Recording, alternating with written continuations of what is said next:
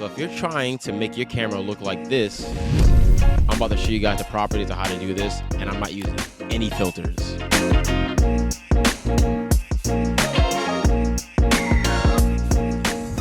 Hey, what's going on, everybody? If you watch this video, it's clear you're trying to change your webcam to make it look like a DSLR camera. You have a Logitech C922 like myself, or some type of Logitech camera, or some Brio, or whatever the case may be, and you're trying to figure out why it's not getting the pop that you're looking for.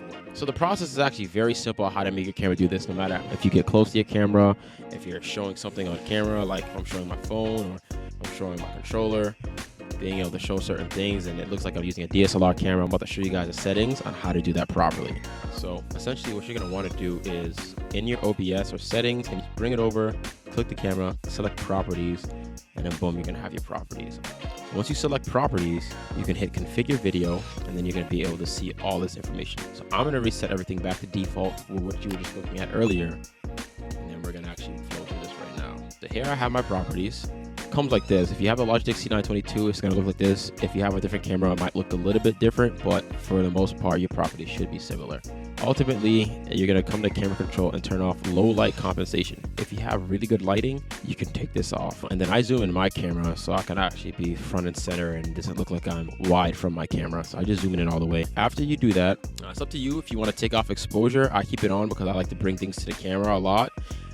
So that's why I keep my exposure, but you can definitely take that off. Typically auto balance, white balance is actually on. So see how I just changed colors essentially. White balance, the auto white balance is a little bit fishy. So instead of having it do all that work, I want to find the most natural color that I am.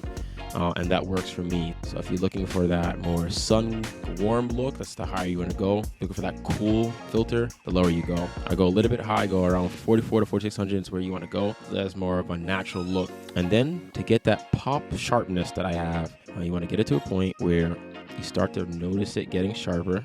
And I go around like 155 or 160, between 160 and 155, all depending on the day or what I'm wearing. And that's going to give you a sense of sharpness as if you have like a DSLR camera. Then the next step that I'm actually going to take is actually bring it down my brightness just a tad bit, around 105 to 100. And now it's actually giving me that proper look that I was looking for. And the last thing I adjust is my saturation, which is the color that I'm going to have. And I go right in between around 165, and this gives me the exact color that I'm looking for, and this is the most natural look to me that I have from my camera, as you can see. And this is the pop that you see. So instead of me having that whole crazy look, boom, and this is how my camera, a webcam, looks like a DSLR camera right there. And that's it. And then I just hit OK, hit OK. There's a few other things that you can adjust. You can take a look at my settings that I have for my OBS. I don't really change too much on like the color range. Color range can adjust things and it looks different. Keep mine right at REC 601 is what I use for my color range. Keep it on high FPS, MJPEG, and not the YUI2. And that, my friend, and I put it on limited, not full. Full is actually different, believe it or not. So I put it on limited or partials, which you're probably gonna have. And this is exactly the color that I'm looking for out of my camera. So once you do that, you hit OK. And here you have a full look out of a webcam and not a DSLR camera. So if you're looking for more tutorials, make sure that you subscribe to my tutorial page. I'm going to put this video in a lengthened version of everything about my OBS on that page. Make sure you like, comment, subscribe on this page right here, my main channel. And I'll catch you guys in the next video. Deuces!